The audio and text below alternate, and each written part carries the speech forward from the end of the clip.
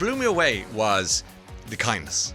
I think this is a show about kindness. Oh, yeah. I think it's a show about decency and like in a world gone mad, I think this is a very beautiful show. No, Does that make sense? That's a beautiful point of view, and you're right. I mean, we always often say, and it's kind of cliche, but Craig says it all the time. It's really about love, man. It's like, how much do you love people? How to what extent will you go to keep them safe, to protect them? It's about finding family after grieving and losing family, and it's a very harsh world, the world of The Last of Us, and there's always strength in numbers. Virgin Radio. Rolled out the red carpet for today's guest, formidable actor. You'll know him from shows such as Agents of S.H.I.E.L.D. and NCIS, or most notably The Last of Us, which I got to watch last night ahead of The Curve there. He plays Tommy Miller, and he's brilliant in it. And he's at the top of the tower tonight, or today, I should say, with us. Welcome, Gabriel Luna. How nice to meet you. Dude, thank you, Ryan. Sometimes radio is wasted on the people because right. you are wearing the most amazing. I'm a big corduroy guy. As king of the nerds here, I love corduroy. You're wearing it looks like it's like a suit, but it's not a suit. What is it? It's like it feels like a workman's kind of outfit. Yeah. I got a lot of pockets I can put tools in, and but yeah. So you're the king of the nerds around here, huh? Yeah. How are you on the nerd scale? Oh man, well once so when I did the Ghost Rider for Marvel, we had designs of doing a spin-off show, and so we were gearing up for that. Eventually, a merger happened, things got reshuffled, but I was on my way to Comic-Con. I love Comic-Con. To promote Terminator Dark Fate. Yeah. And my publicist turns to me and she's like, man, Terminator, you got the Ghost Rider come out, you're going to be the king of the nerds. And I was like, well, if they would have a king, they should come from among them. So. They should come from among them and give this man a crown. I mean, the Comic-Cons are fascinating places to go to. In fact, the first one I ever did was here in the UK, in Blackpool. Is that right? Yeah, I did Blackpool. I've done London a couple of times, and I did Harrogate. I like to do the international ones, so that I can go meet new people and get the opportunity to go places I haven't been, and have people who might not be able to make it to the States. Get to kind of hang out and say hello, get a picture. Hands. It's a lovely thing to do. I live near the zebra crossing from the Abbey Road album cover. Yeah, of course. And the Comic-Con fans and the Beatles fans that gather at that zebra crossing every day. There's crowds on either side trying to get their picture to walk across. They're the nicest fans you could meet. I bet you've got really nice fans too. Everyone I've dealt with has been super sweet, man, and I'm really lucky for that. I try to. It's like a no jerk policy at work, and then I try to keep be the moderator for everybody on the social media, but for the most part it's a pretty easy job because everybody really treats each other well. So that's the key to life. So the last time I was here, we went to the same crossing. Did you? Because we had just seen what was the Peter Jackson film? The Get Back, the documentary. God, how good was that? Yeah, man? that was stunning. And it's just to feel like you were in the studio with them and. Yeah. Lots of toast and tea and smoking the funny tobacco, playing with the fifth Beatle. Oh yeah, it's great. Preston on the keys and Billy. And it's just that's the last time I was here. I did a bit of the kind of the whirlwind sightseeing. I feel so comfortable now. I've been here a few times, so don't feel the pressure to have to go see all the landmarks. Which is great. This was kind of cool. Never been around the Shard, and you guys are like right across the street from it. And so you can see the Thames there as you look out the window. It's a nice old view. Will we talk about The Last of Us very quickly before we mention that lovely instrument that you found in the corner of the studio here? We'll get there in a minute. But we'll get there in a second. We're teasing them now. But I got to see episode 1 of The Last of Us season 2. It's a show I loved. Because, why don't you give us a bit of the elevator pitch just for people who haven't tuned into it yet? Well, Bella did a great kind of like rap on Jimmy Fallon the other night and kind of gave everybody the background of the first season. For those who haven't seen it, the first season follows Joel and Ellie, and they're going across the country trying to see if there's a cure for this thing. There's these fungal, cordyceps infection, which is something of the natural world, which I think is why people are really interested in it, because it's not so much about an infection or a virus that's taking people. It's more of just nature kind of reclaiming what rightfully belongs to nature. And so there's these monsters everywhere, and they're fighting the monsters. They eventually come find me and my wife and the community we have in Jackson, and that's where we start the second season. We're in Jackson, Wyoming. Everything seems to be kind of stabilized, but But there's a lovely twist at the end of that episode where you go, what? Yeah, something's growing out of where? And there are threats. Yeah, there are threats both kind of of the mycelium, fungal, mushroom nature, but there's also a lot of threats human, and various factions, various different groups of people with different designs and different intentions. So what blew me away was the kindness. I think this is a show about kindness. Oh yeah, I think it's a show about decency and like in a world gone mad. I think this is a very beautiful show. No, Does that make sense? That's a beautiful point of view, and you're right. I mean, we always often say, and it's kind of cliche, but Craig says it all the time. It's really about love, man. It's like, how much do you love people? How to what extent will you go to keep them safe, to protect them, to it's about finding family after grieving and losing family, and it's a very harsh world, the world of The Last of Us, and there's always strength in numbers. So. But even the fact that you've got the infected, and you're in a safe zone in Jackson, and that conversation that takes place in that first episode is about immigration. It's like, do we let them in? Right. Do we shut the gates down? So we have too many of us here. You're going, wait a secon, you were one of them once, That's right. My wife Maria, played by Rutina Wesley, is having a conversation with Pedro's character Joel, and in his defense as a contractor in the show, That's a lot of pressure. He's got to do the plumbing. He's got to do the electric. He's got to do the foundation and frame up these houses, and it's just a lot of work. But it's worth doing because what good is safety and life and an area where you can thrive if you can't bring people in. You know, and I think that's we're dealing with a lot of this back in our country right now, and it's. Bring me you're tired, you're hungry, you need to be free. And good luck with that. I mean, it's some story, and we're all immigrants. I mean, you think the Irish during the famine, a lot of Mexican people. You're from your heritage. I'm from Texas, Texas was Mexico at one point. I was talking to my driver Alex about it, giving him a little history. Going, here, this is where it all began or whatever. But and then I believe Austin is a place a lot of people, Americans are going now from New York because they can't afford New York anymore, and Austin's become a very hip place to be these days. Yeah, Austin, Texas, my hometown. Coincidentally, also the hometown of the characters we play. Both Pedro and I play these brothers, the Miller brothers from Austin, Texas, and it's. I was just there for South by Southwest to promote a film that I did called The Astronaut, which we shot in your home country in Ireland. This is all going full circle here. And also we did the promotions, kicked off the promotions for the second season of The Last of Us there in Austin. And we had a big panel, and we showed them the trailer, and everyone went nuts, and it was just a really great experience to be home and have this sense of kind of being the conquering hero returning back home. I love that. And home is the word. That resonates with this series. We're going to take a little break now because just for people listening in the corner of the studio, there's a kind of a little guitar that's just left there. And as soon as Gabriel came in, he picked it up and called up his tuner on his phone, and stand by because you never know what might happen after this.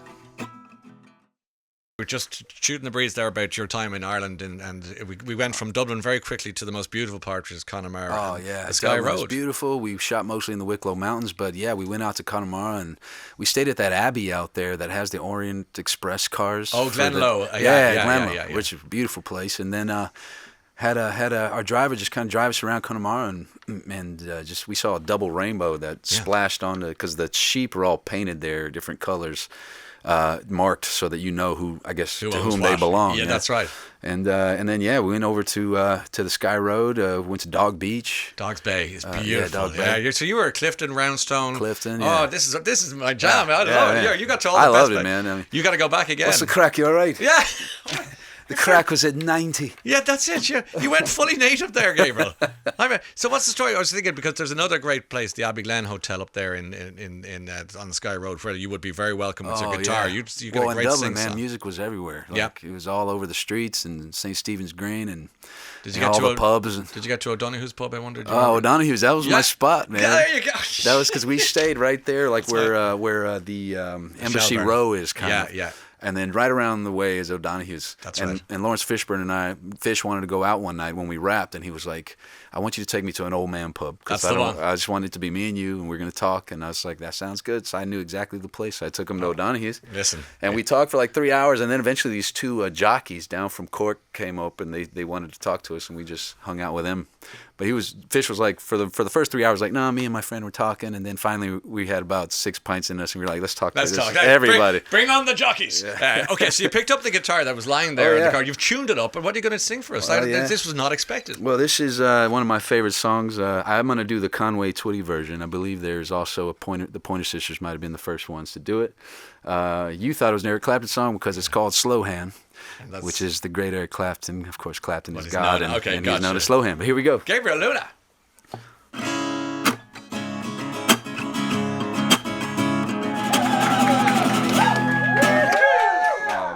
Expecting that. I can tell you we were not expecting. Oh, you're a good sport. Thank you, Gabriel. Man, thanks, man. I think I forgot a couple of the chords, but that's all right. No, it didn't matter. Damn, it was a beautiful thing. So you're drinking O'Donoghue's. You hang out in Connemara.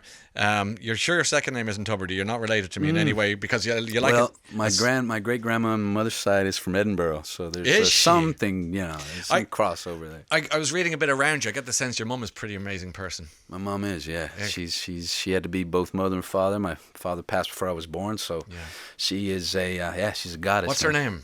Deborah. Yeah. Tell me a little bit about her. Well, she lives in Austin, Texas. She, as I mentioned, she had me when she was a 15-year-old widow when she had me. Yeah. She's been working for the state of Texas since she was old enough to work, and now she's a very proud mama, and she wants for nothing because she deserves it. And you can look after her if she needs to. Absolutely. I got to be both grandfather and father these days. So, I can imagine. I can imagine. She must be really proud, given she had a tough start. Oh, it seems like it. Yeah, it seems like it. I got to fly. I flew her, my 92-year-old grandmother, and my baby sister. I should say younger sister. She's not a baby. She's 29 years old. Yeah. She'll always be your baby sister. Yeah, exactly. My cousin Steve. And I flew them all into Los Angeles for the Chinese theater premiere of the show a couple weeks ago. Lovely. And put them up at the Roosevelt Hotel right across the street. And they had a really wonderful experience. She looked great. She had this really cool pantsuit, very nice. And we partied. We partied the night away. Went and tucked my grandmother into bed before the party. You're saying the grandmother didn't? No, she fell asleep. We were in watching the screening, and then this very intense, which you've seen it. It's a very intense moment in the first episode, and it's just I was like, God, I hope she's okay. It's so loud and violent. And I turned to my grandmother, just completely knocked out, totally asleep. What's so lovely So that was good. Hearing you talk and watching you talk about your family is that. Is the joy you're getting out of bringing them joy, which I believe is the dictionary definition of happiness thing. Absolutely. I think the way I show love is I like to feed people and, have big dinners and take care of everything. Yeah, that's just kind of the way I like to do it, man.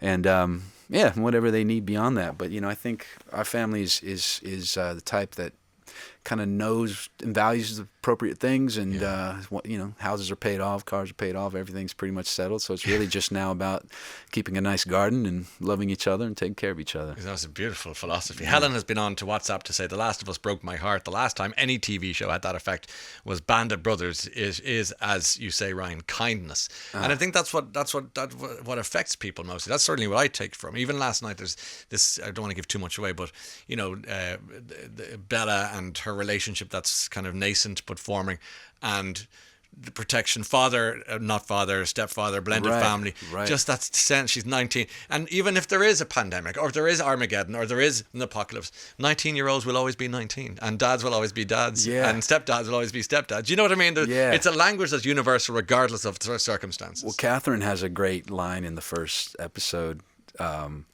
where Joel is lamenting this disconnect that he has with Ellie, and they're no longer as closely bonded as they were. And Catherine's like, "Oh, you mean like every other 19-year-old in history with their father?"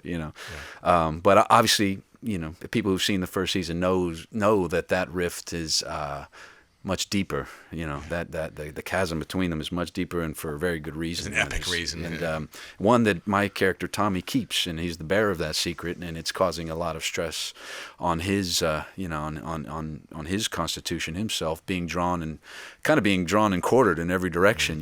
His brother and his surrogate niece, his wife Maria, and of course now his son Benjamin.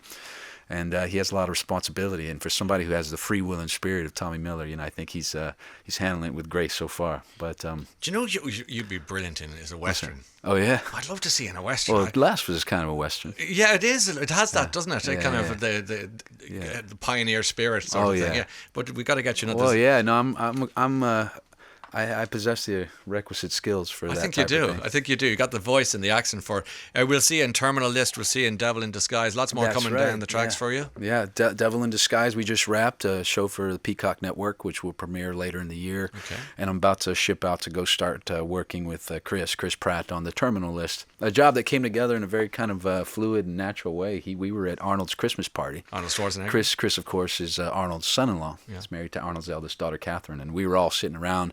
Before the pandemic, there were big 200-people parties. Sly's there, Dolph's there, Danny DeVito, everybody's there, Clint Eastwood.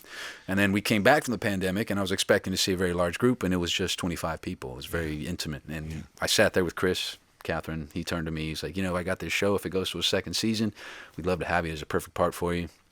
Fast forward 3 years. There you are. Get the call, and here we are. You never know who you're sitting beside and where this. I knew who I was sitting beside.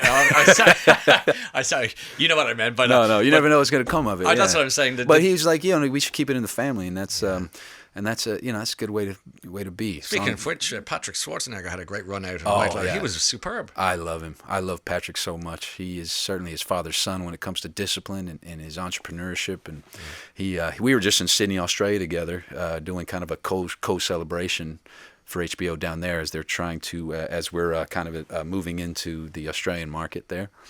And they love him in Australia, man. He's kind of a prototype Australian if he wasn't American. He's got the Kennedy thing as well, so it's all there. But he's just a beautiful person, He's nothing like Saxon, and so that makes his performance so much more impressive. Yeah. Well, look, you're a very impressive person. I'm really happy to have met thanks, you. Ryan. I hope you get loads of time back in Ireland on your downtime, and your mum has a lot to be proud of. So I can't wait to get back to Ireland. It's beautiful. Good on you. Well, Gabriel Luna, thank you so much for being here today. And here in London. Very happy to be back. Thank you, Ryan. The Last of Us returns next Monday, and it is delayed gratification. It's a weekly drop like the old days, watching Dallas. And it is Monday on the Sky and now. And Who killed JR?